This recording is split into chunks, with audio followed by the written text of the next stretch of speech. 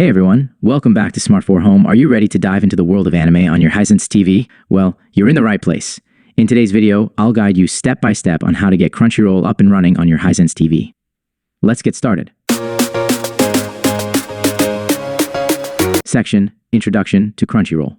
Crunchyroll is the go-to streaming service for anime lovers, offering thousands of shows, movies, and even manga. If you own a Hisense TV, you can easily access this fantastic app to enjoy all your favorite titles. Section: Checking TV compatibility. First, let's make sure your Hisense TV supports Crunchyroll. Most Hisense TVs run on either the Android TV, Google TV, or Roku operating systems. Here's how to figure out which one your TV has.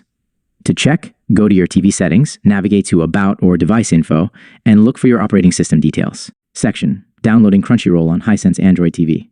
If your Hisense TV is running Android TV, follow these steps to download Crunchyroll. Press the Home button on your remote to open the main menu. Go to the Google Play Store and use the search bar to type Crunchyroll. Select the app, hit Install, and wait for the download to complete. Once it's installed, open the app, log in with your Crunchyroll account, and start streaming. Section: Downloading Crunchyroll on Hisense Roku TV. For those of you with Hisense Roku TVs, here's what to do.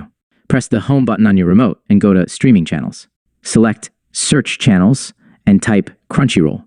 Once you see Crunchyroll, click Add Channel, and it will install automatically.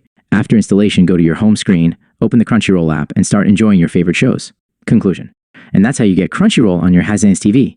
Whether it's through the App Store or casting from your phone, you're all set to enjoy amazing anime content. If you found this video helpful, don't forget to like, subscribe, and hit the bell icon for more tech tips. See you in the next video.